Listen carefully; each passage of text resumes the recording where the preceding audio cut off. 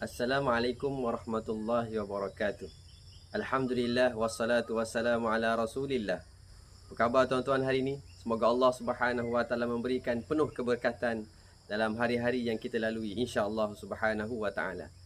Pagi ini insya-Allah saya akan bercerita kepada tuan-tuan. Siapa dia nak dengar cerita? Ceritanya cerita tentang Abu Bakar As-Siddiq radhiyallahu anhu. Dalam surah An-Nur ayat 22 Allah Subhanahu wa taala berfirman, ولا يأتل أولو الفضل منكم والسعة أن يؤتوا أولي القربى والمساكين والمهاجرين في سبيل الله وليعفوا وليصفحوا ألا تحبون أن يغفر الله لكم والله غفور رحيم.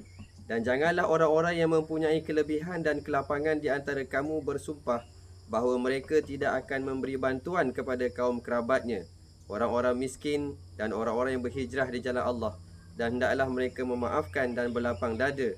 Apakah kamu tidak ingin Allah mengampunimu? Dan Allah adalah Maha Pengampun lagi Maha Penyayang. Surah An-Nur ayat 22. Ayat ini Allah Subhanahu wa taala turunkan menceritakan tentang Abu Bakar As-Siddiq radhiyallahu anhu, yang mana apabila berlakunya kisah fitnah terhadap Aisyah radhiyallahu taala anha, pada waktu itu sepupu beliau iaitu Mistah bin Usasah, dia juga tergolong dalam golongan orang-orang yang memfitnah Aisyah radhiyallahu taala anha. Maka pada waktu itu sebelum ni Abu Bakar As-Siddiq radhiyallahu anhu memang memberi nafkah ataupun menyara kehidupan Mistah bin Usasah.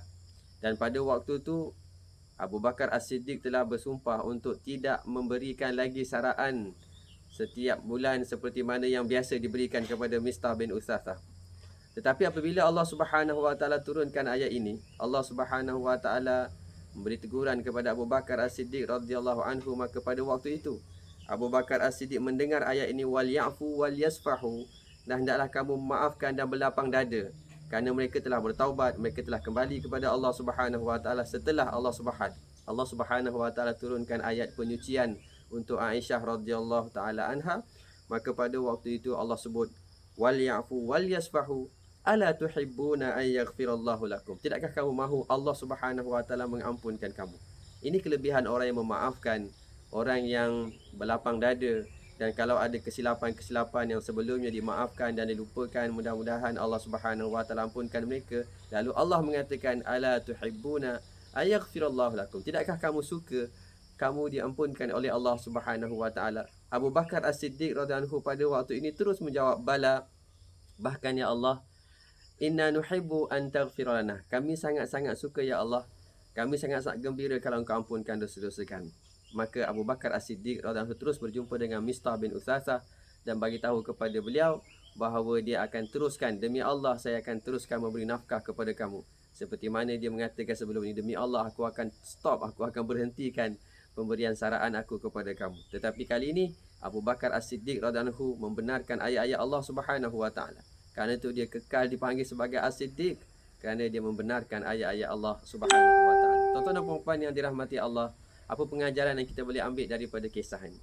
Jadilah kita orang yang membenarkan ayat Allah. Jadilah kita orang yang membenarkan Al-Quran.